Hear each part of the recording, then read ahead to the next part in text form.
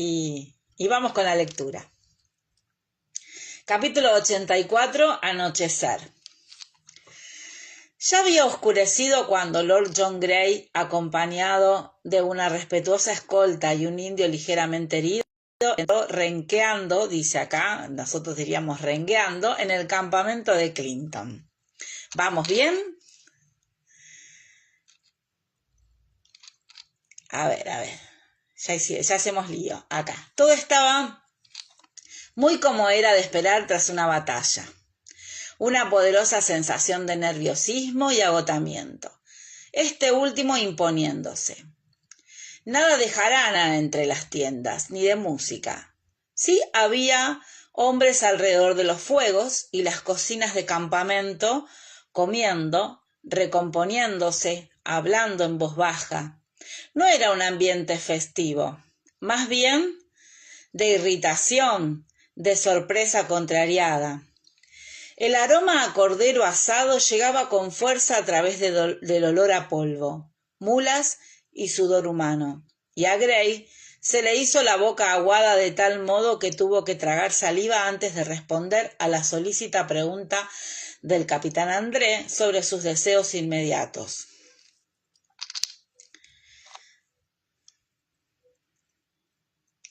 Tengo que ver a mi hermano, repuso. Lord Cornwallis más tarde, cuando me haya lavado y cambiado, añadió, despojándose de la horrible casaca negra. Esperaba de todo corazón, dice, por última vez. Andrea sintió comprensivo, mientras le quitaba la repugnante prenda. Naturalmente, Lord John. Señaló con un discreto gesto a Ian Murray, que atraía miradas de reojos, si no directas, de los que pasaban. Ya, será mejor que venga también. Siguió a André por los ordenados pasillos de tiendas, mientras oía el sonido metálico de cubiertos de campaña y notaba cómo se instalaba a su alrededor el consuelo de la rutina impasible del ejército. Murray iba detrás, en silencio.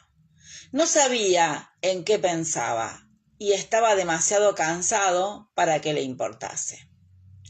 No obstante, sí reparó en el paso vacilante de Murray y volvió la cabeza de forma maquinal. Murray se había vuelto con toda su atención puesta en un fuego cercano, una hoguera de leña en torno a la cual había varios indios sentados. Grey se preguntó vagamente si serían amigos de Murray. Impresión que corrigió un segundo después, cuando Murray dio 3 zancadas, rodeó con el antebrazo el cuello de uno de los indios y lo golpeó en el costado con tal fuerza que el otro se ahobilló al tiempo que lanzaba un alarido. Acto seguido, Murray tiró al indio al suelo, cayó sobre él con ambas rodillas. Grey se estremeció con el impacto y lo cogió por la garganta. Los otros indios se quitaron de en medio, riendo y lanzando gritos agudos de aliento o mofa. Grey no sabía decir. Se quedó donde estaba mirando, tambaleándose ligeramente e incapaz de intervenir o apartar la mirada.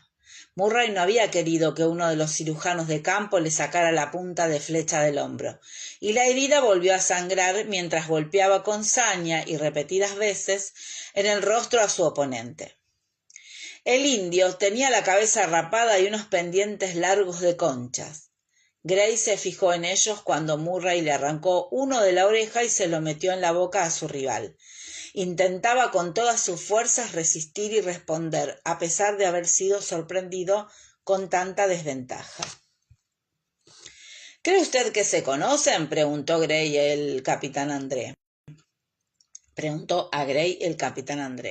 Se había vuelto a oír los gritos y ahora se hallaba junto a él observando con interés la pelea. Creo que sí, repuso Grey con aire ausente. Miró un instante a los otros indios, ninguno de los cuales parecía tener el menor interés en ayudar a su compañero, aunque daba la impresión de que unos cuantos hacían apuestas sobre el resultado. Era evidente que había estado bebiendo, pero no parecían más embriagados que cualquier soldado a esa hora del día.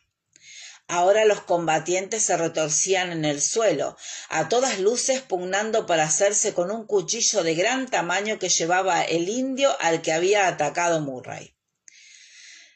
La pelea empezaba a suscitar atención. Algunos hombres se habían apartado de fuegos cercanos para correr a verla y se apiñaban detrás de Gray y André, haciendo especulaciones y apuestas apresuradas, ofreciendo consejos a voz en grito. A pesar de la fatiga, Gray era consciente de que sentía cierta preocupación por Murray, y no solo por el propio Murray.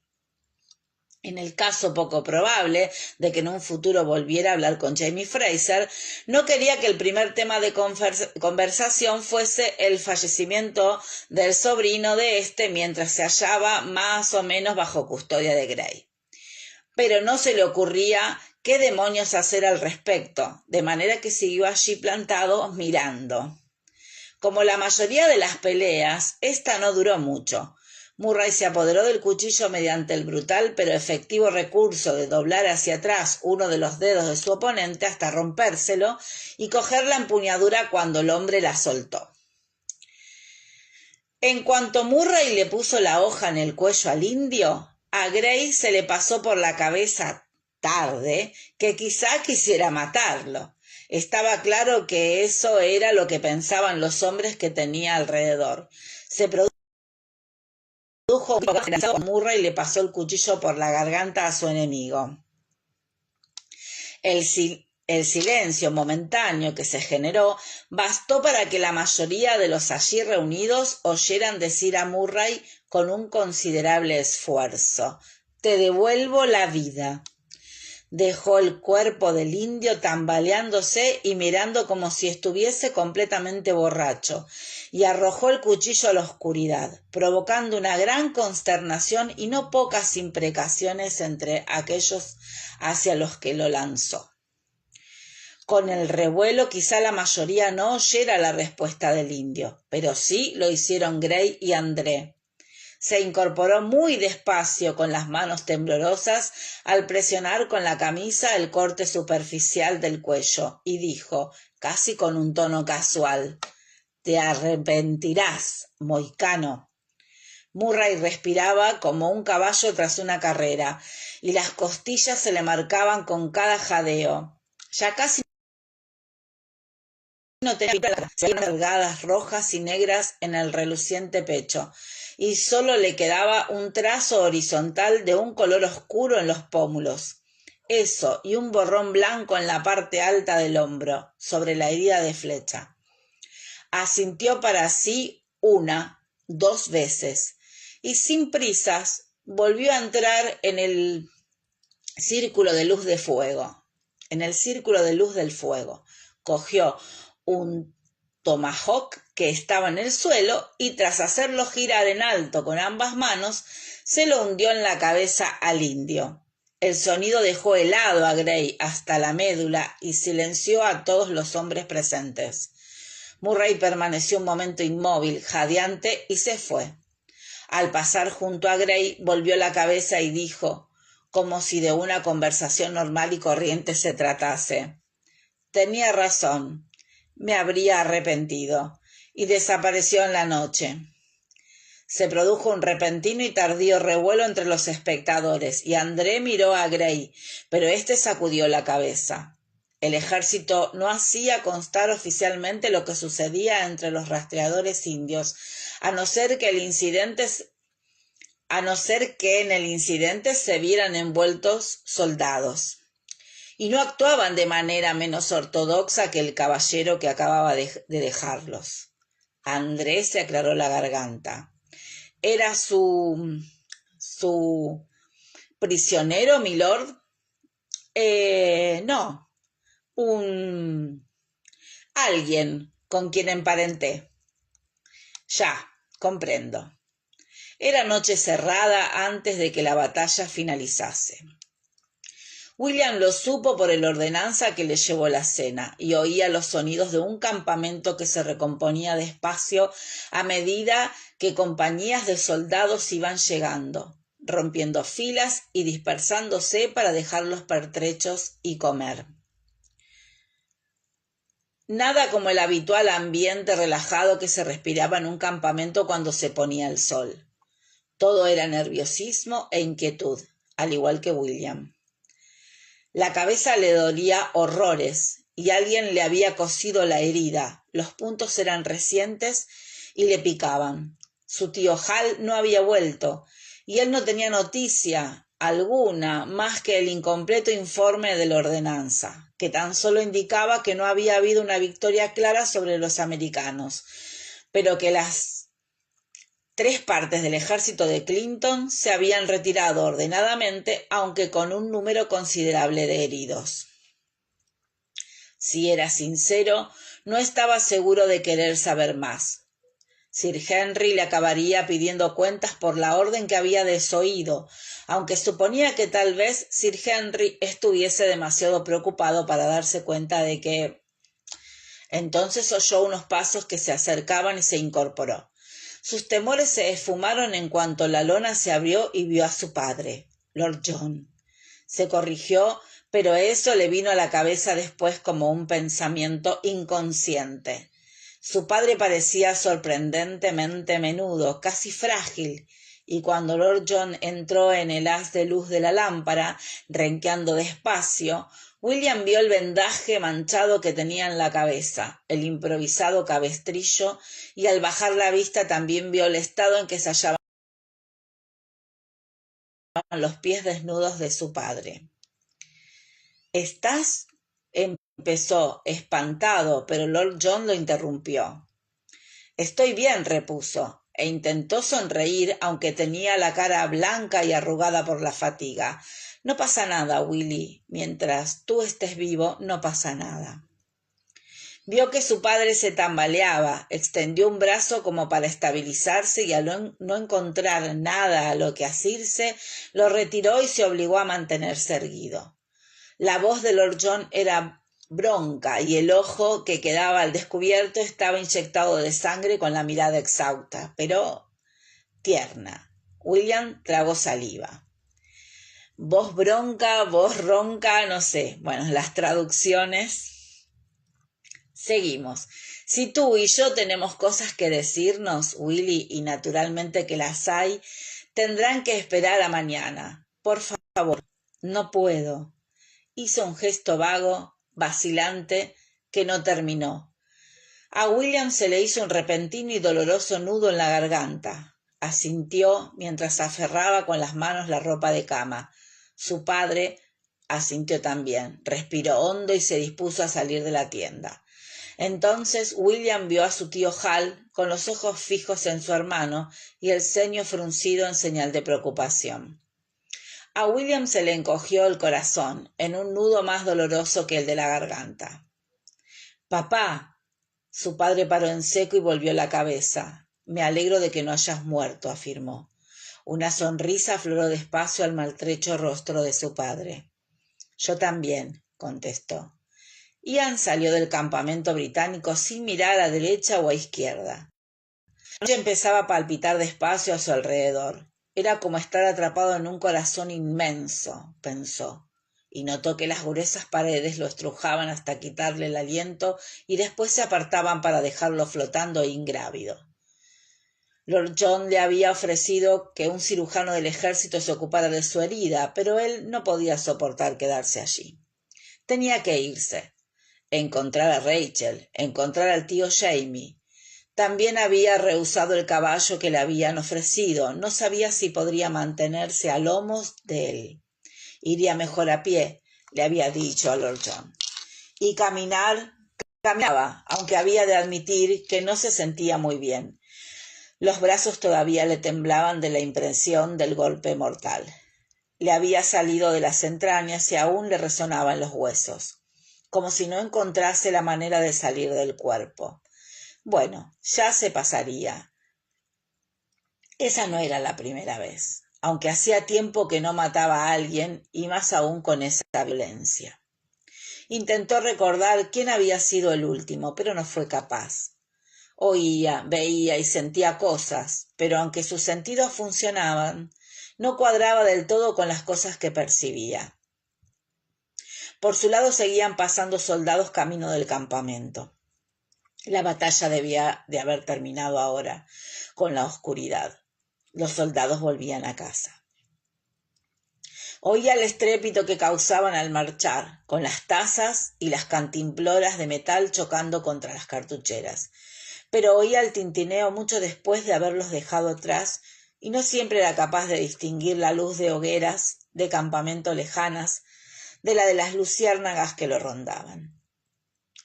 El supervisor escocés, en Saratoga. De pronto el rostro del hombre aparecía en su memoria y justo igual de prisa su cuerpo recordaba el golpe.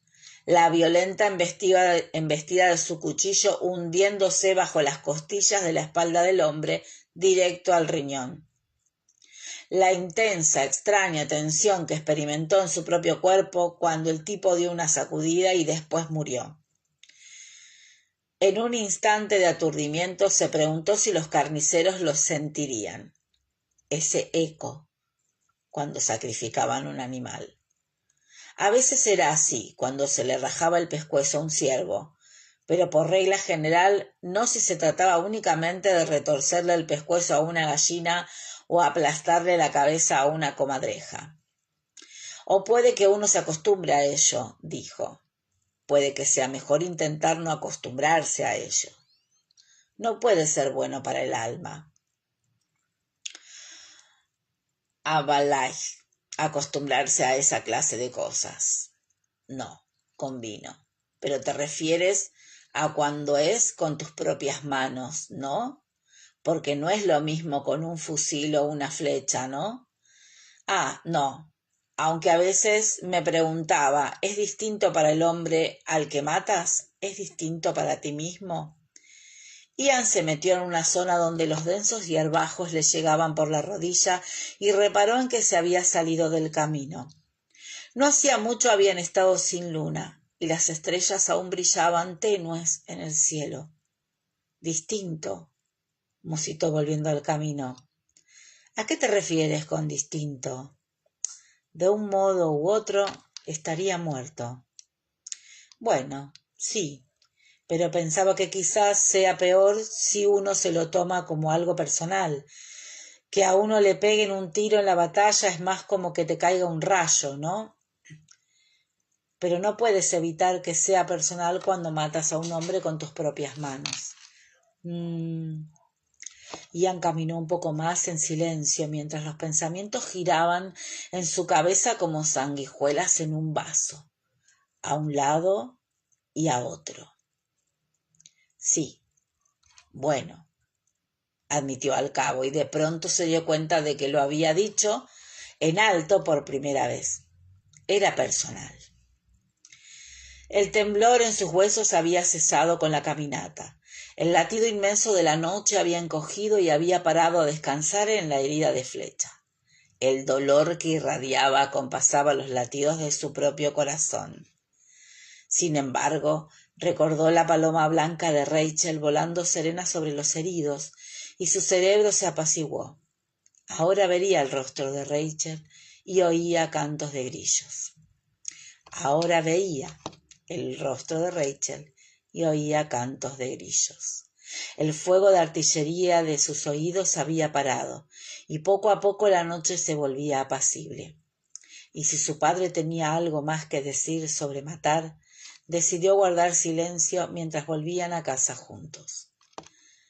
John Gray metió los destrozados pies en la jofaina, apretando los dientes para mitigar la sensación que esperaba. Pero para su sorpresa se dio cuenta de que no le causaba mucho dolor, a pesar de las despellejaduras y las ampollas reventadas.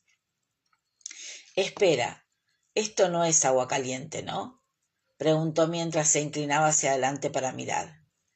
Aceite de oliva, respondió su hermano, al tiempo que el cansado rostro se alejaba un tanto. Y será mejor que esté templada y no caliente, o mi ordenanza será crucificado al amanecer. Seguro que el hombre está hecho un flan. Gracias. Por cierto, añadió chapoteando con cuidado. Estaba sentado en el catre de Hal mientras su hermano, encaramado al baúl de campaña, servía algo de una cantimplora en una de las tazas de peltre rayadas que llevaban acompañándolo décadas. —De nada —replicó Hal conforme le ofrecía la taza—. ¿Qué demonios te pasó en el ojo? —¿Y tienes el brazo roto? He llamado a un cirujano, pero puede que tarde algún tiempo. Hizo un movimiento con el brazo que abarcaba el campamento, la reciente batalla y el reguero de soldados heridos o que sufrían de insolación que volvían. No lo necesito. Al principio pensé que tenía el brazo roto, pero ahora estoy bastante seguro de que no solo está algo, de que solo está algo magullado. En cuanto al ojo, Jamie Fraser, ¿de veras? Hal lo miró sorprendido y se inclinó para verle el ojo a Gray, ahora ya sin el vendaje y en opinión del propio Gray, mucho mejor. El agüilla constante había cesado, la hinchazón había bajado un poco y con cuidado podía moverlo. Pero a juzgar por la cara que puso Hal, quizá el enrojecimiento y la moradura no hubiesen desaparecido. Bueno, primero Jamie y después su mujer. Se tocó con suavidad el ojo. Él me atizó un puñetazo y después ella hizo algo horrible para curarlo y me echó miel. Habiéndose visto expuesto a las ideas de atención médica de la dama, no me sorprende lo más mínimo oír eso. Hal levantó su taza a modo de breve brindis. Gray hizo otro tanto y bebieron. Era sidra, y a Gray lo asaltó el vago recuerdo a aguardiente de manzana y el coronel Watson Smith. Ambos recuerdos parecían remotos, como si de ellos hiciera años y no días. ¿La señora Fraser te atendió? Gray sonrió a su hermano. ¿Y a ti? ¿Qué te hizo? Pues salvarme la vida, si quieres que te sea completamente franco. Costaba decirlo con la luz de la lámpara, pero a Gray le pareció que su hermano se ruborizaba un tanto. Ah, en ese caso le estoy agradecido por partida doble. Levantó la taza de nuevo con toda ceremonia y la apuró.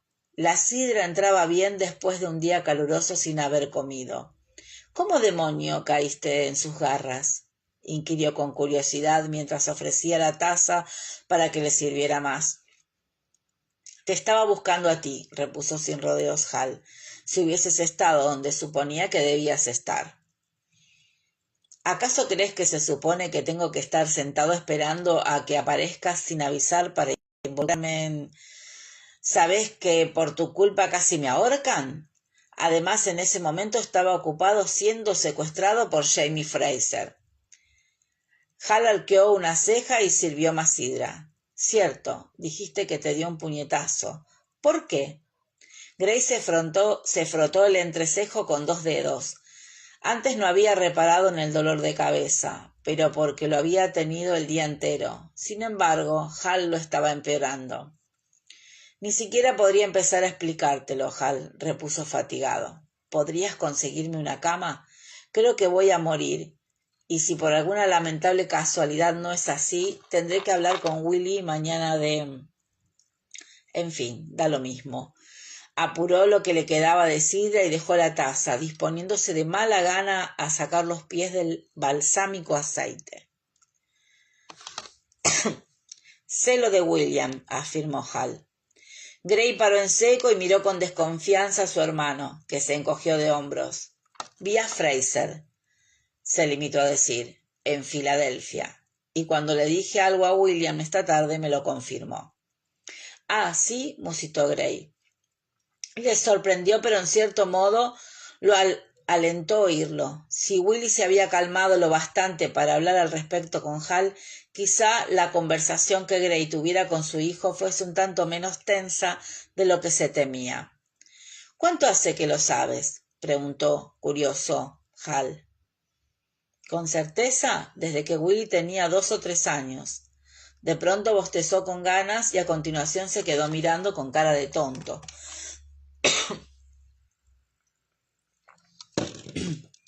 Por cierto, te quería preguntar, ¿cómo fue la batalla?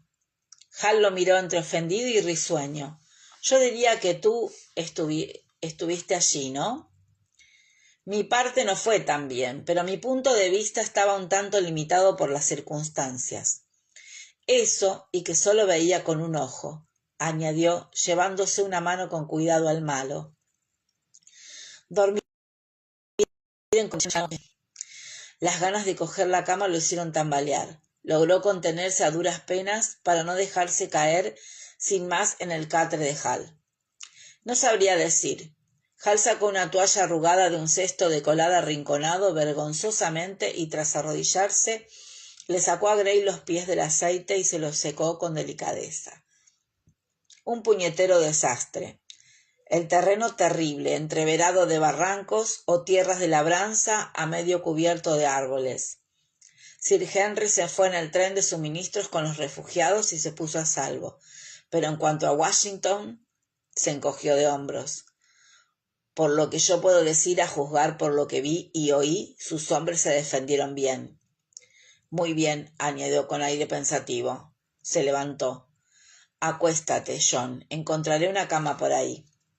Gray estaba demasiado cansado para discutir. Se dejó caer sin más y se puso boca arriba sin molestarse en desvestirse. Era como si tuviese arena en el ojo malo y por un instante se planteó pedirle a Hal que le buscara algo de miel, pero decidió que podía esperar al día siguiente. Hal cogió la lámpara de aceite de gancho y se dispuso a salir, aunque se detuvo un momento y se volvió hacia su hermano. ¿Crees que la señora Fraser? Por cierto, mañana me gustaría saber cómo diantres llegó a casarse contigo. ¿Crees que sabe lo de William y James Fraser? Cualquiera que tenga ojos y los haya visto a los dos lo sabría, musitó Gray, con los ojos entrecerrados, aunque nunca lo mencionó. Hal emitió un gruñido. Al parecer lo sabía todo el mundo menos William. No me extraña que el chico esté... se podría decir así. Todavía no he dicho nada. ¿Acaso importa? A Gray se le cerraron los ojos del todo. A través de las brumas a la deriva del sueño oyó la voz queda de Hal antes de salir. He recibido noticias de Ben. Dicen que ha muerto. Respiro un poquito. Se ve que la lectura acá complicó la voz. Vamos con el capítulo 85. ¿Cómo van? Y ahí se conectó mi tocaya, Laura Cayetano. ¡Qué genia! Bueno. Vamos con el 85. El largo camino a casa.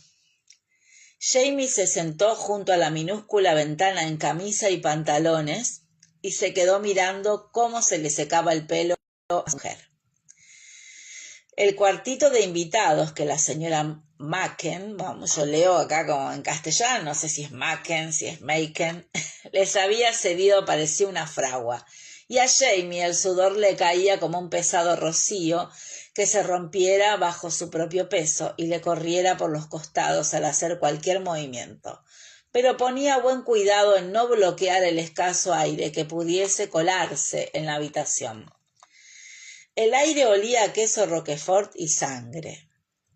Le había mojado el cabello a Claire con el aguamanil que la señora Machen le había llevado y le había humedecido la combinación que se le pegaba al cuerpo. La redondez de la nalga se veía rosácea a través de la tela a medida que se iba secando.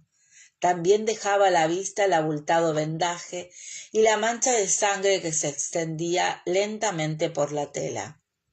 Lentamente. Sus labios dieron forma a la palabra y él pensó en ella con vehemencia, pero no la pronunció en alto. Lentamente. Que parara de una vez estaría mucho mejor, pero por el momento se conformaba con que fuera lentamente. Unos 4 litros. Esa era la cantidad de sangre que, según decían, tenía un cuerpo humano, aunque debía de variar un tanto por fuerza, pues era obvio que un hombre de su envergadura tenía más que una mujer. Algunos cabellos empezaban a despegarse de la empapada masa, rizándose conforme se iban secando, delicados como las antenas de una mosca.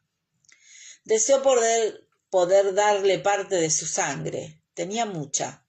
Ella había dicho que era posible, pero no esa vez. Tenía algo que ver con cosas en la sangre que quizá no fueran compatibles. El cabello presentaba una docena de colores: marrón, melaza, nata y mantequilla, azúcar, negro, destellos de oro y plata allí donde incidía la luz del ocaso. Una ancha mecha de un blanco puro en la sien, casi del color de su tez. Claire yacía de costado hacia él, con una mano cerrada contra el pecho y la otra laxa, con la palma hacia arriba, de manera que se veía la cara interna de la muñeca, también de un blanco puro, y las venas azules desgarradoras. Había dicho que se planteó cortarse las venas cuando lo creyó muerto. Él no creía que lo hiciera así si ella moría. Lo había visto. Toby Quinn con la muñeca rajada hasta el hueso y la sangre corriendo por el suelo, la habitación apestando a carnicería y la palabra Tain escrita en la pared con sangre, su confesión. Significaba un tributo al diablo, y a pesar del calor que hacía, Jamie se estremeció y se santiguó. Claire había dicho que quizá fuera la sangre lo que había hecho que murieran todos los hijos del joven Ian. La sangre de él y su mujer mohicana no hacían buenas migas, y que quizá fuera distinto con Rachel. Rezó rápidamente un Ave María para que así fuera y se santiguó de nuevo. El cabello que le caía por los hombros empezaba a rizarse, sinuoso, lento como el pan al elevarse. Y si la despertaba para que volviese a beber, necesitaba el agua para que la ayudara a fabricar más sangre, para refrescarla con sudor. Pero mientras dormía sentía menos dolor. Entonces la dejaría un poco más. Ahora no, por favor, ahora no. Claire se movió gimiendo y él vio algo distinto. Ahora estaba inquieta. La mancha del vendaje había cambiado de color. Pasaba de escarlata a orín a medida que se iba secando. Le puso una mano con suavidad en el brazo y notó el calor. Ya no sangraba, pero tenía fiebre. Ahora los árboles le hablaban. Deseó que pararan. Lo único que quería en ese instante Ian Murray era silencio. Por ahora estaba solo, pero los oídos le zumbaban y la cabeza aún le estallaba de ruido. Eso siempre era así, durante un tiempo después de una pelea. Para empezar, uno aguzaba las orejas de tal modo para percibir los sonidos del enemigo, la dirección del viento, la voz de un santo a su espada. Comenzaba a oír los sonidos del bosque, como cuando cazaba. Y entonces se oían los disparos y los gritos, y en los momentos en que éstos cesaban se oía la sangre martillando en el cuerpo y agolpándose a los oídos, y en definitiva el estrépito tardaba aún algún tiempo en desvanecerse después. Revivió brevemente algunas cosas que habían pasado ese día: movimientos de soldados, el ruido sordo de la flecha que lo hirió, el rostro del Abenaki al que mató junto al fuego, la mirada de George Washington a lomos de su gran caballo blanco, subiendo por el camino, saludando con el sombrero. Pero todo ello iba y venía envuelto en una niebla de confusión. Aparecía como si se lo dejara ver un rayo, para desaparecer luego en una bruma de zumbidos. El viento pasó susurrando entre las ramas y fue como si le hubiesen pasado una lija por la piel. ¿Qué diría Rachel cuando le contara lo que había hecho? Aún oía el sonido cuando el tomahawk se hundió en la cabeza del Abenaki, y también lo sentía aún en los huesos de los brazos, en el dolor lacerante de la herida. De forma imprecisa recordó que sus pies ya no iban por el camino. Avanzaba dando traspiés por matas de hierba, con las piedras clavándosele en los mocasines. Volvió la cabeza para encontrar el camino. Lo vio, con claridad, una línea vacilante de negrura. ¿Por qué era vacilante? Después de todo no quería silencio, quería oír la voz de Rachel, le dijera lo que le dijese. Cayó apenas en la cuenta de que no podía continuar. Era consciente de una leve sensación de sorpresa, pero no tenía miedo. No recordaba la caída, aunque se vio en el suelo, con la caliente mejilla contra los fríos pinchazos de agujas de pino. Se puso de rodillas a duras penas y apartó la gruesa capa de agujas. Después se tumbó en la húmeda tierra, cubriéndose a medias con el lecho de agujas. No podía hacer más, y rezó una breve plegaria al árbol para que lo protegiese durante la noche. Y mientras se sumía precipitadamente en la oscuridad, oyó la voz de Rachel en el recuerdo. El viaje de tu ira sigue su propia senda, Ian, dijo, y no puedo compartir tu viaje, pero puedo caminar a tu lado y lo haré. Lo último que pensó fue que esperaba que ella siguiera pensando lo mismo cuando le contara lo que había hecho.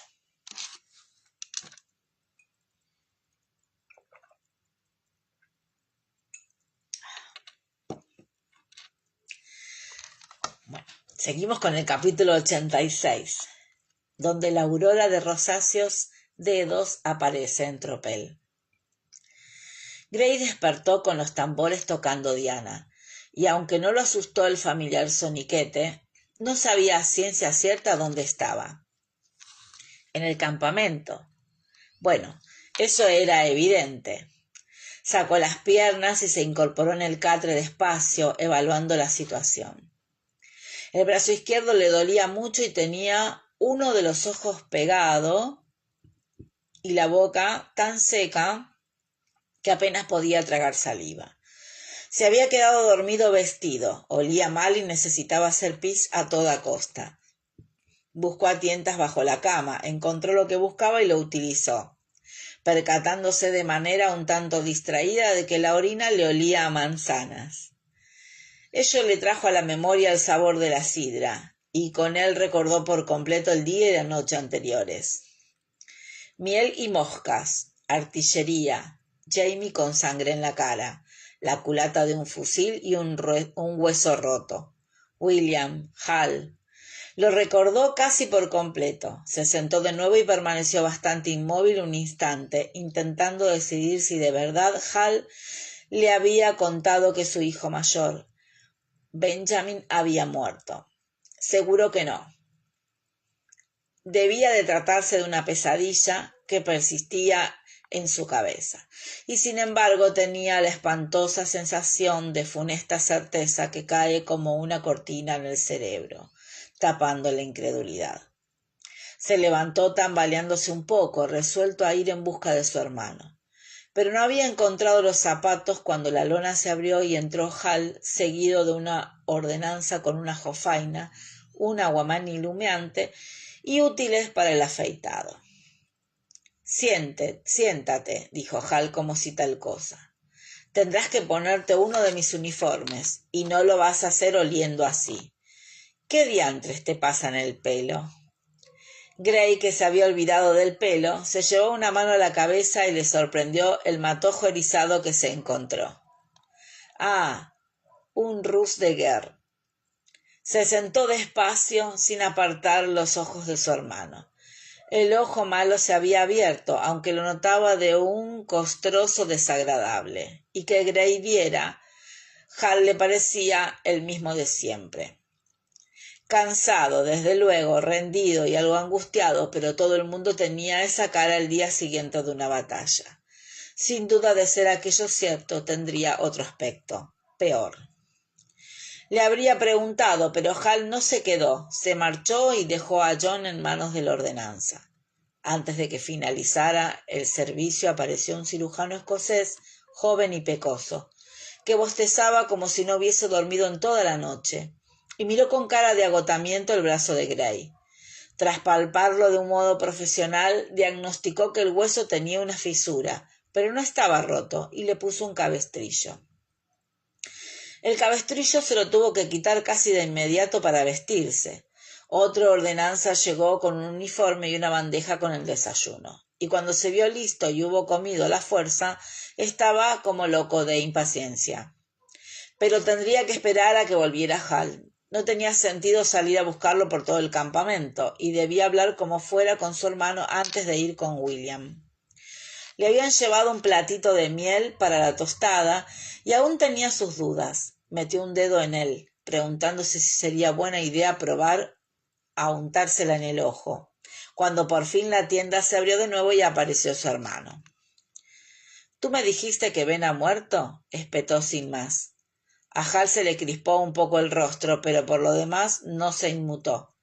—No —respondió con voz serena—, te dije que había recibido noticias de Ben y que decían que había muerto. Yo no lo creo. Miró a John fijamente como desafiándolo a llevarle la contraria. —Ah, bien —replicó Gray con suavidad—. En tal caso yo tampoco lo creo.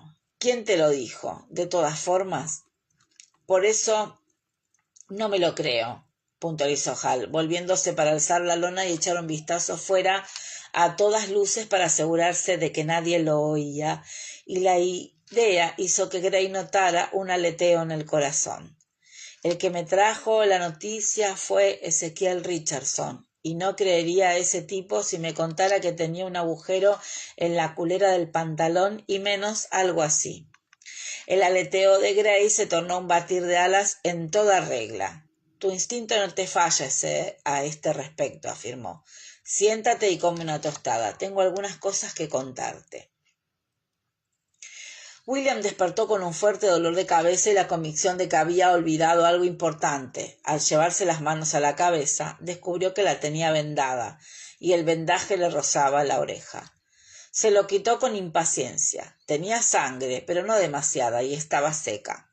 Recordó a duras penas retazos de la noche anterior. Dolor, náuseas, la cabeza dándole vueltas, su tío Hal, y después una imagen de su padre pálido y frágil. Si tú y yo tenemos cosas que decirnos. ¡Santo cielo! ¿Había soñado eso?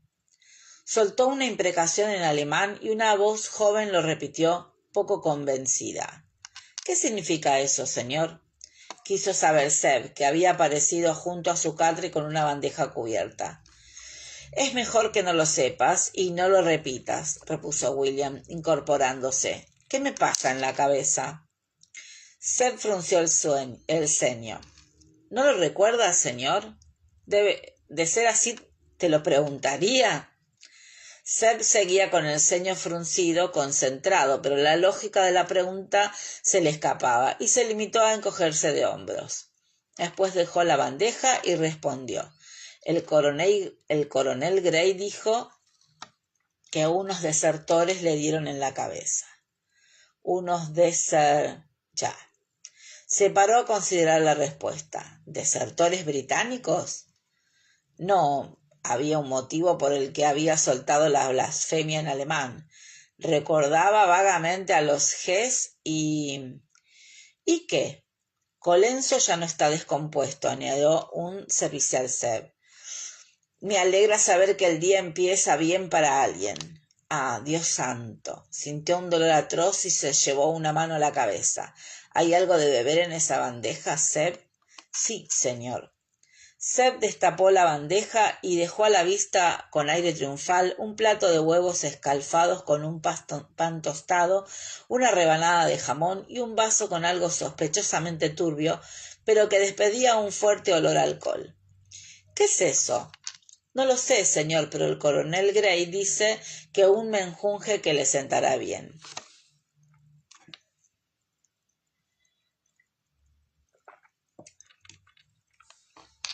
Ya, así que no había sido un sueño. Apartó esa idea por el momento y miró el vaso con cauteloso interés. Había tomado el primero de los reconstituyentes de su padre cuando tenía 14 años y confundió el ponche que habían preparado para los invitados a la cena de Lord John con el que se servía a las señoras en las recepciones de los jardines. Había probado unos cuantos más en los años siguientes, y siempre los había encontrado eficaces, aunque su aspecto fuese un tanto alarmante. En ese caso, bien, observó y, después de respirar hondo, cogió el vaso y se lo bebió de golpe, tragando heroicamente y sin detenerse para respirar.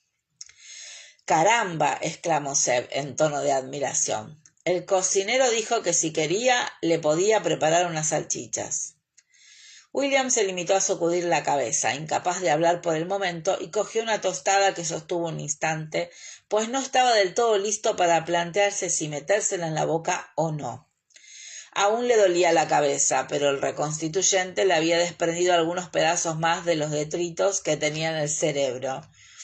¿Quieres un consejo? Eres demasiado mayor para que te lo dé y demasiado joven para aceptarlo. Acá había una frase en alemán. Spricht Deus, hat gehört. Bueno, algo así. Habla alemán. Lo ha oído. Lo oí, dijo despacio. ¿Qué oí? Seb debió de pensar que se trataba de otra pregunta retórica y, en lugar de intentar contestarla, planteó él una de su cosecha. ¿Qué fue de Gott, señor? La mirada del delgado rostro era solemne, como si esperara recibir malas noticias. Gott, repitió sin comprender William. ¿Le ha ocurrido algo a Gott? Que ha desaparecido, señor, replicó Seb, al parecer procurando tener tacto. Me refiero a que cuando los nuestros los liberaron a usted y al indio de los rebeldes, usted no lo montaba. Cuando los... ¿Qué indio? ¿Qué demonios pasó ayer, Seb? ¿Cómo voy a saberlo yo? Respondió Seb, ofendido, si no estaba allí.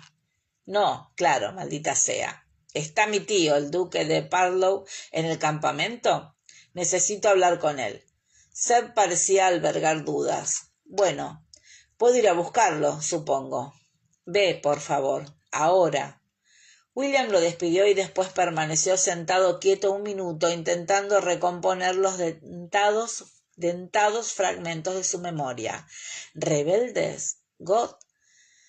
Sí, recordaba algo de Gott, pero ¿qué? ¿Se había tropezado con unos rebeldes que le habían quitado el caballo? Pero, ¿qué era eso de los indios y los desertores?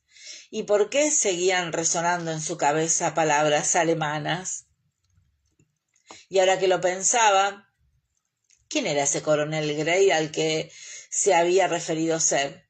Había supuesto que se trataba de su tío Hal, pero su padre era teniente coronel y también solían dirigirse a él llamándolo coronel. Miró de reojo la bandeja y el vaso vacío. Su tío Hal sin duda sabía lo del menjunje, pero mientras tú estés vivo no pasa nada. Dejó la tostada que no había llegado a probar. De pronto se le había hecho un nudo en la garganta. De nuevo. Le había pasado lo mismo la noche anterior cuando vio a su padre, cuando le dijo a su padre, sí, maldita fuera, su padre, me alegro de que no hayas muerto. Quizá no estuviese del todo listo para hablar con su padre o su padre con él, y tampoco estaba del todo conforme con eso de que no pasaba nada, pero un rayo de vivo sol le dio en la cara cuando la lona se abrió, y se incorporó de súbito, sacando las piernas de la cama, listo para ver a... Pero no era ni su tío ni su padre el que surgió del duro manchón de luz. Era Banastre Tarleton, o como se pronuncie, de uniforme, pero sin peluca y desabrochado, con la expresión escandalosamente alegre para ser alguien a quien, al parecer, le habían partido la cara con ganas no hacía mucho. Cuando... «Con que estás vivo», el esmer, al ver el plato, Van cogió un huevo escalfado con la mano y lo engulló. Después se chupó la mantequilla de los dedos, haciendo ruiditos de satisfacción. «¡Cielo santo! ¡Qué hambre! Llevo en pie desde el amanecer. Debo decir que matar el estómago vacío da un hambre canina. ¿Me puedo comer el resto? No te prives. ¿A quién has estado matando para desayunar? ¿A varios rebeldes?» Tarleton puso cara de sorpresa. Tenía en la boca un trozo de tostada que masticó de mala manera y tragó antes de responder, lanzando una lluvia de migas. «No, los hombres de Washington se retiraron al sur, que yo sepa. Desertores de Hess, los mismos que te golpearon en la cabeza y te dejaron al darte por muerto, o eso supongo. Tenían tu caballo. Lo reconocí. Fue a coger otro huevo y William le puso en la mano una cuchara. Por el amor de Dios, come como un cristiano. ¿Tienes mi caballo? Lo tengo, sí. Cojea de la pata derecha, pero no creo que sea nada grave. ¿Tienes cocinero propio? No, es el de mi tío. Háblame de los desertores. Me golpearon en la cabeza y tengo alguna laguna. Tenía más de una, pero ahora empezaba a recordar cosas bastante deprisa. Entre bocado y bocado, Tarleton le contó la historia. Una compañía de mercenarios al mando de von Knyphausen había decidido desertar durante la batalla. Pero no todos los hombres opinaban lo mismo. Los que estaban a favor de desertar se habían retirado un tanto y discutían en voz baja si era preciso matar a los disidentes cuando William se plantó en medio sin querer. Esto hizo que sus planes se torcieran un poco, como podrás suponer. Tras dar buena cuenta de los huevos y la mayoría de las tostadas, Tarleton cogió el vaso y puso cara de decepción al ver que estaba vacío. Probablemente haya agua en esa cantimplora, ofreció William mientras señalaba el abollado recipiente de hojalata y cuero que colgaba del palo de la tienda. Así que fue eso. Parecían algo nerviosos, pero cuando le pregunté a uno de ellos en alemán si había un herrador cerca, eso es, Gott perdió una herradura, por eso, pero entonces oí cuchillar a alguien, parecía frenético y decía, lo ha oído, lo sabe. Debía referirse a que pensaba que había escuchado sus maquinaciones y sabía lo que iban a hacer. Lanzó un suspiro de alivio al ver que recordaba todas esas cosas del día anterior. Tarleton asintió. Eso imagino, mataron a algunos de los disidentes. Tengo entendido que se armó una bronca después de que te abrieran la cabeza y te tiraran por el barranco. Pero no a todos. Algunos mercenarios escaparon y fueron en busca de von Knyphausen, que, al oír lo sucedido, envió un despacho a Clinton pidiendo ayuda para encargarse de los sinvergüenzas. William asintió al oír aquello. Siempre era mejor que de cuestiones como la deserción o la traición se ocuparan soldados que no formaran parte de las compañías afectadas. Y conociendo a Van Tarleton, no dejaría escapar la oportunidad de dar con los desertores. ¿Y te ordenaron que los mataras?, preguntó procurando sonar natural. Tarleton le regaló una sonrisa manchada de huevo y se limpió de la barbilla unas migas. No de manera específica. Me di la impresión de que mientras trajera a unos cuantos para que contaran lo sucedido, a nadie le importaba mucho cuántos tenían que ser. Y creí entender un pour encourager les autres en mis órdenes. Bien, estas expresiones en otro idioma, reprimiendo educadamente la sorpresa al comprobar que Tarleton sabía leer y que leía nada menos que a Voltaire. William asintió. Entiendo. Mi ordenanza dijo algo un tanto curioso. Mencionó que me habían encontrado unos rebeldes con un indio. ¿Tú sabes algo de eso? Tarleton pareció sorprendido, pero cabeció. Nada. Se había sentado en la banqueta y se mecía apenas, con las manos entrelazadas en una rodilla y con cara de estar satisfecho consigo mismo. Sí que sé algo. ¿Te acuerdas de que me preguntaste por Harkness? ¿Harkness? Ah, sí. La exclamación de William tenía menos que ver con la mención del capitán Harkness que con algo importante que había olvidado y acababa de recordar. Jane y su hermana. Sintió el impulso inmediato de ponerse en pie para ir en busca y asegurarse de que estaban bien. Los legitimistas fugitivos y los seguidores del campamento ni se habrían acercado a la batalla, como era natural, pero la violencia y la agitación que acompañaban a la lucha no cesaban sin más cuando lo hacía la contienda. Y no eran únicamente desertores y carroñeros los que saqueaban, violaban y andaban a la caza entre las almas desventuradas. Pensó un instante en Anne Endicott y su familia. pero ellas al menos contaban con un hombre que las protegiera, aunque estuviese mal equipado. Jane y Fanny, aunque seguro que Seb lo sabría si les hubiera... ¿Qué? Miró a Tarleton con cara inexpresiva. ¿Qué has dicho? ¿El golpe en la cabeza también te ha afectado al oído o no? Van bebió un trago de la cantimplora. He dicho que hice averiguaciones. Harkness no llegó a incorporarse a su regimiento. Que se sepa, sigue en Filadelfia. William notaba la boca seca, echó mano de la cantimplora y de un sorbo. El agua estaba caliente y sabía a metal, pero era agua. Y tanto que sin permiso, le aseguró Tarleton, la última vez que alguien recuerda haberlo visto andaba prometiendo que iba a volver a un burdel para darle un buen revolcón a una puta. Puede que fuese ella la que se lo dio. La idea lo hizo reír con ganas.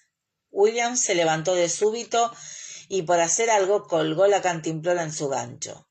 La tienda estaba cerrada, pero un rayo aislado de luz moteada de polvo se coló por la abertura, atrapando el brillo del metal. Su gola de oficial estaba colgada del clavo, la plata resplandecía con el sol. Percival Wainwright. John no había visto tan desconcertado a Hal desde los acontecimientos que tuvieron que ver con la muerte de su padre, en los que también se había visto involucrado Percy, ahora que lo pensaba. En persona y una muy a la moda. Por lo visto es consejero del marqués de Lafayette.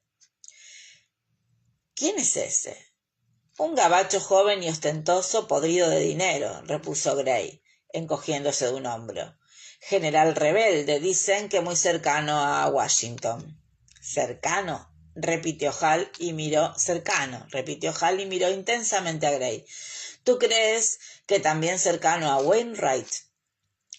Lo más probable es que no en ese sentido, contestó él con tranquilidad, aunque el corazón le latía un poco más aprisa. Intuyo que no te sorprende mucho que no haya muerto. Me refiero a Percy. Se sentía algo ofendido. Se había tomado muchas molestias para dar la impresión de que Percy había muerto en prisión mientras esperaba ser juzgado por sodomía. Hal resopló. Los hombres como él nunca mueren sin causar problemas. ¿Por qué diantres crees que te cuenta esto? Gray reprimió el vívido recuerdo de la bergamota, el vino tinto y la naranja amarga. No lo sé, pero sí sé que está muy comprometido con los franceses y... Wainwright jamás ha estado comprometido con nada que no sea él mismo. Lo interrumpió Hal de forma brusca y miró con fijeza a su hermano. Más te valdría recordarlo. Dudo que vaya a volver a ver a ese tipo, respondió John, pasando por alto la implicación de que su hermano lo consideraba crédulo o algo peor. Era de sobra consciente de que, si bien Hal trataba con desdén las noticias de Ben que le habían transmitido Richardson, probablemente hiciese bien, ninguno de ellos podía pasar por alto del todo la posibilidad de que ese tipo dijera la verdad. Hal confirmó dicha suposición estrellando un puño contra el baúl de campaña, lo que hizo que las tazas de peltre dieran un bote y cayeran al suelo. Se levantó de repente. «Maldita sea», farfulló. «No te muevas de aquí». «¿A dónde vas?» Hal se detuvo un instante antes de salir. Aún tenía el rostro macilento, pero John vio el brillo de la batalla en sus ojos. «A arrestar a Richardson». «No lo puedes arrestar tú, por el amor de Dios». Gray, que también se había puesto en pie, hizo ademán de coger por la manga a Hal. «¿A qué regimiento pertenece?» «Al 5º, pero está destacado». «Te dije que era un espía, ¿no?», pronunció con desprecio la palabra espía. «Está bien, primero hablaré con Sir Henry». John, que había agarrado el brazo a su hermano, lo apretó al oír eso. «Me habría inclinado a pensar que a estas alturas estabas harto de escándalos», afirmó, mientras procuraba calmarse. «Respira hondo e imagina lo que pasará si haces eso, suponiendo que Sir Henry se tome tiempo para considerar tu petición». Hoy, por el amor de Dios, oía los movimientos del ejército fuera. No había peligro de que las tropas de Washington fueran tras ellos, pero Clinton no se quedaría a esperar. Su división, con los pertrechos y los refugiados a su amparo, se pondría en marcha en menos de una hora. John notó el brazo de Hal duro como el mármol, y así continuó. Pero su hermano se detuvo, al tiempo que respiraba regular, lenta, profundamente. Al cabo volvió la cabeza y miró a su hermano a los ojos. Un rayo de luz puso de marcado relieve cada arruga de su rostro. «Di una cosa que en tu opinión no haría», empezó en voz queda, «para no tener que decirle a Minnie que Ben ha muerto». Por su parte, Gray tomó una larga y honda bocanada de aire y, tras asentir, lo dejó marchar. «De acuerdo, sea lo que fuere lo que pretendes hacer, te ayudaré, pero primero tengo que encontrar a William». Lo que dijo Percy... Ah, Hal lo miró sorprendido y su rostro se relajó un tanto. «Sí, claro. Te veré aquí dentro de media hora».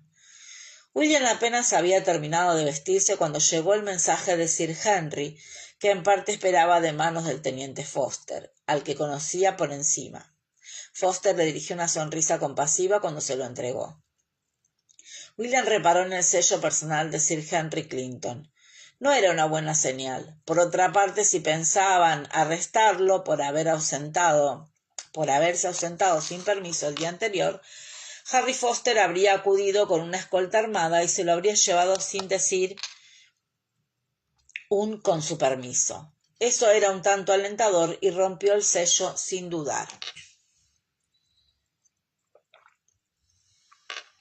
Resultó ser una escueta nota en la que se le informaba de que quedaba relevado del cargo hasta nueva orden, pero eso era todo.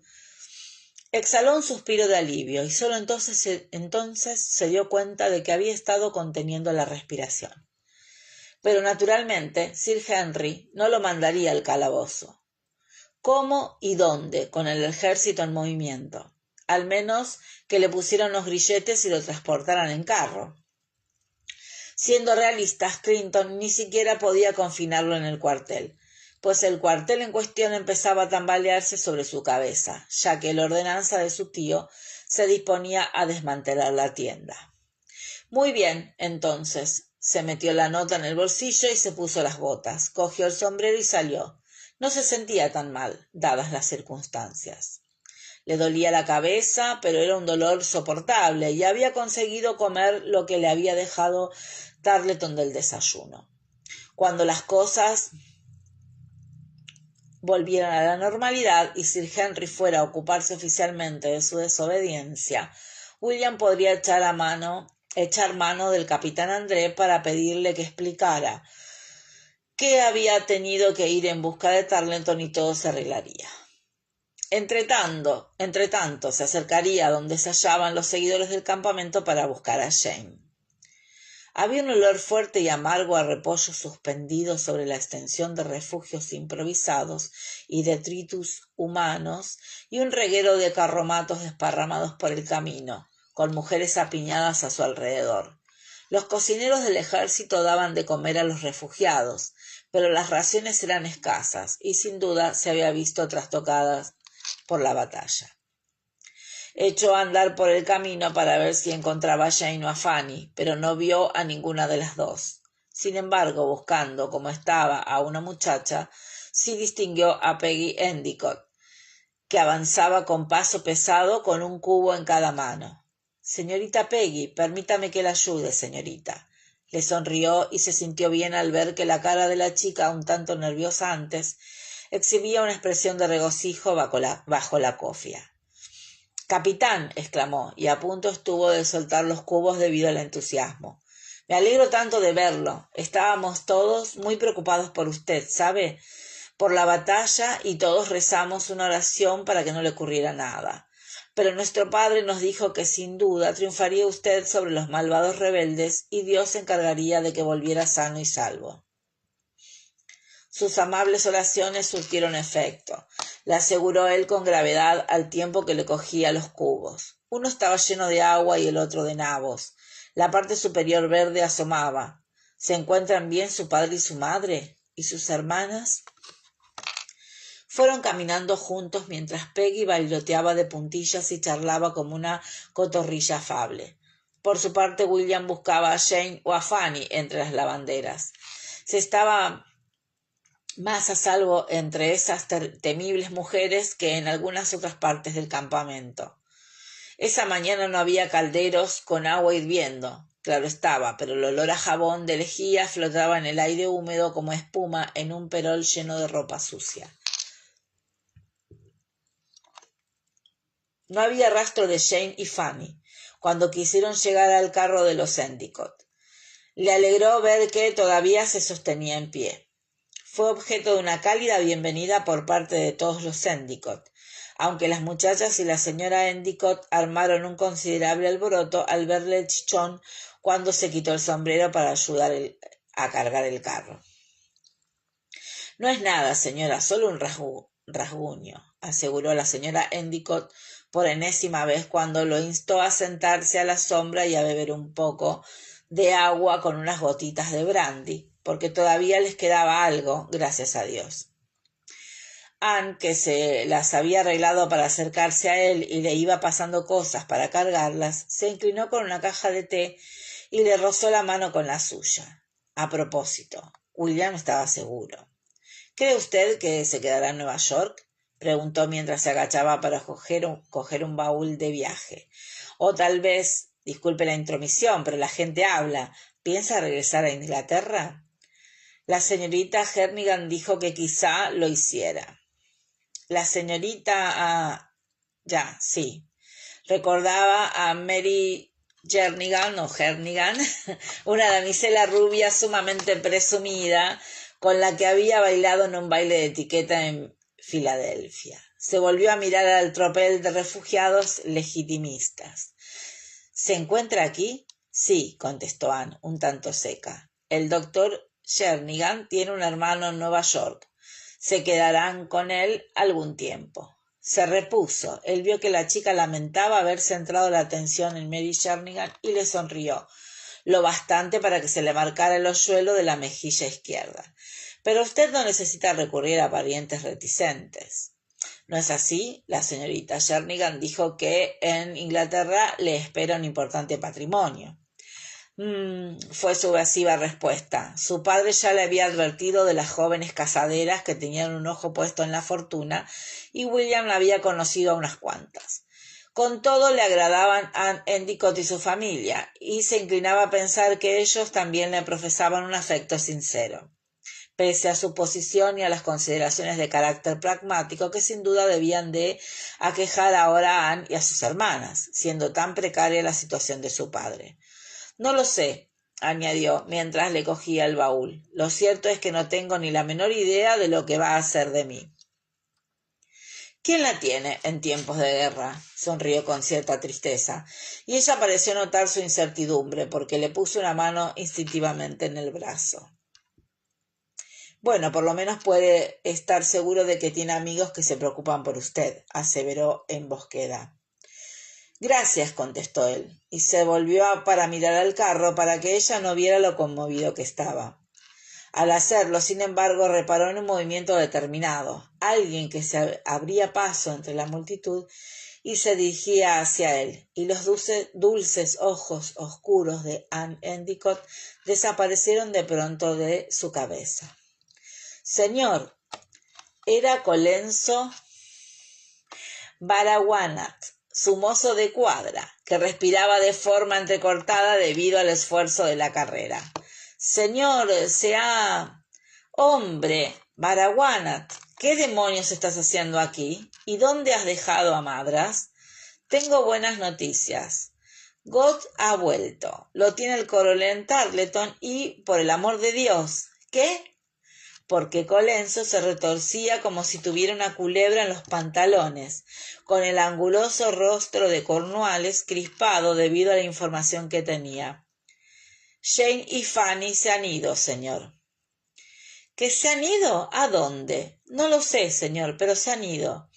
Fui por mi casaca y la lona aún estaba en pie, pero sus cosas habían desaparecido, y no fui capaz de encontrarlas, y cuando les pregunté a los que están acampados cerca de nosotros, dijeron que las muchachas habían recogido sus bártulos y se habían escabullido. William no perdió tiempo preguntando cómo se podría escabullir a alguien de un campamento abierto de varios miles de personas, por no mencionar por qué iba a ser necesario. ¿Por dónde se fueron? Por ahí, señor. Colenso señaló el camino. William se pasó una mano por la cara y detuvo en seco cuando se tocó sin querer la magullada hinchazón de la sien izquierda. ¡Ay, maldita sea! Le pido disculpas, señorita Endicott. En ese momento se dio cuenta de que Anne Endicott estaba a su lado, con los ojos muy abiertos en señal de curiosidad. ¿Quiénes son Jane y Fanny? Inquirió.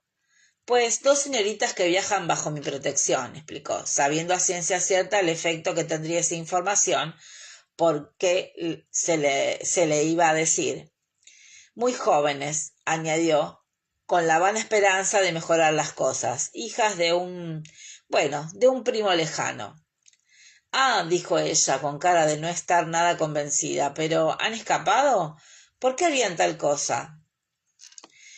Que me aspen si... Vaya, le pido perdón, señora, no lo sé, pero he de ir a averiguarlo. Presente mis excusas a sus padres y hermanas.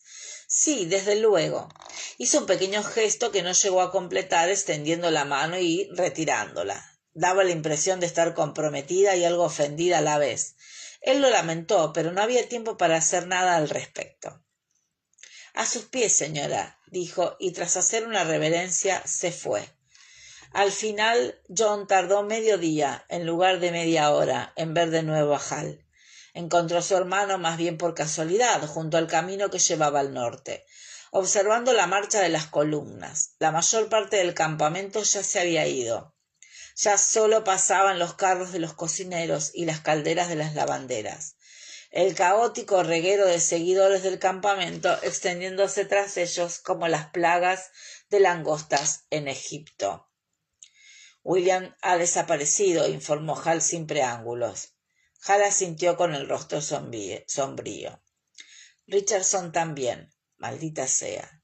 El mozo de cuadra de Hal estaba al lado con 2 caballos. Hal señaló con la cabeza una yegua baya oscura y cogió las riendas de su caballo. Un castrado bayo claro con una mancha blanca y una pata blanca. ¿A dónde vamos? Inquirió John, al ver que su hermano hacía girar al castrado hacia el sur.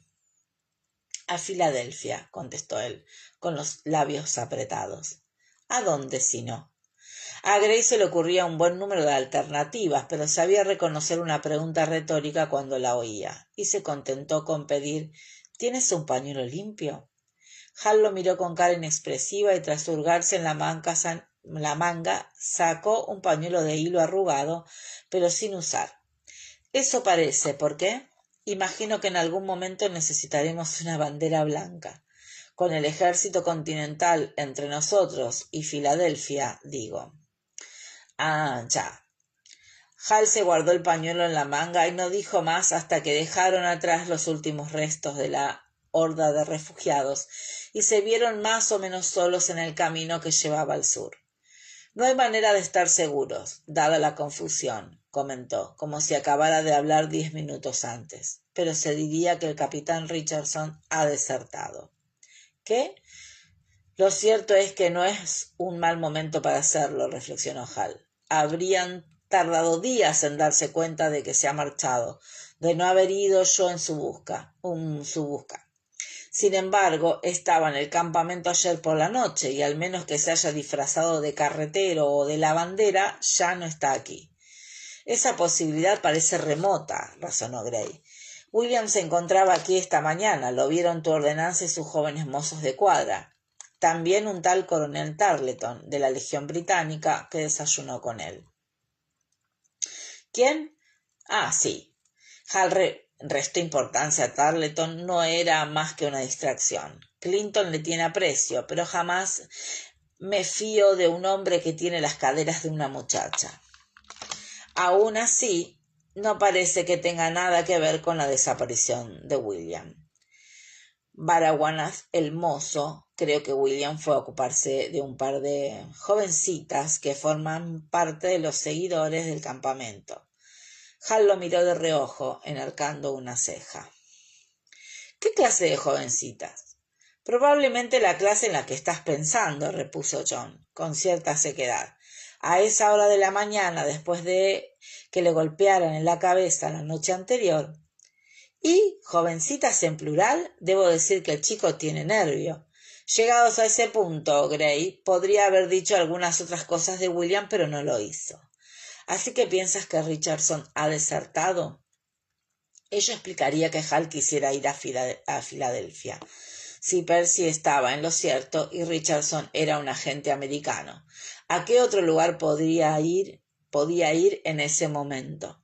Parece lo más probable. Además, Hal titubeó un instante, pero después en su boca se dibujó la firmeza. Si creyera que Benjamin ha muerto, ¿qué cabría esperar que hiciese?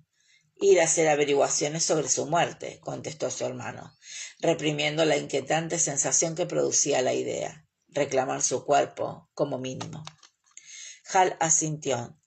Ben estaba o está retenido en un lugar de New Jersey llamado Millbrook Encampment. No he estado allí, pero se encuentra en el centro del territorio más afín a Washington, en las montañas Watchung, un nido de rebeldes. Y difícilmente podrías emprender semejante viaje con un nutrido grupo armado, observó John.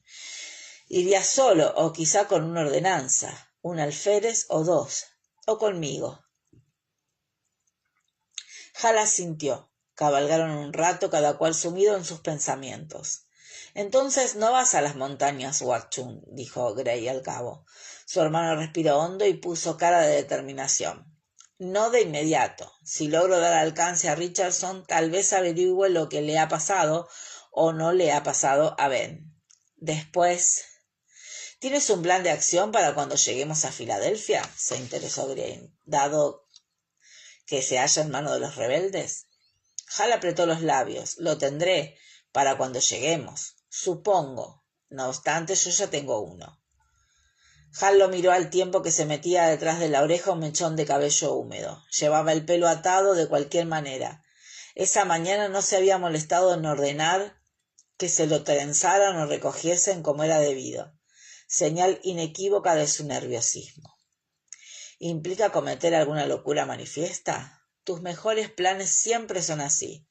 En absoluto. No cabe la menor duda de que nos vamos a tropezar con continentales, como ya he mencionado. Suponiendo que no nos peguen un tiro en el acto, sacaremos la bandera blanca, apuntó la manga de su hermano, de la que asomaba la punta del pañuelo, y pediremos que nos lleven ante el general Fraser. Hal le dirigió una mirada de asombro. ¿James Fraser? Él mismo. La idea hizo que a Gray se le encogiera un poco más el estómago. Tanto la idea de volver a hablar con Jamie como la de decirle que William había desaparecido. Luchó con Benedict Arnold en Saratoga, y su esposa es amiga suya. Dios asista al general Arnold en este caso, farfulló Hal. ¿Y qué otra persona tiene un motivo mejor para ayudarnos en esta cuestión que Jamie Fraser? Ya. Cabalgaron algún rato en silencio. Hal, al parecer absorto en sus pensamientos, no volvió a decir nada hasta que pararon para encontrar un arroyo y dar de beber a los caballos. El agua le corría por la cara allí donde se refrescaba.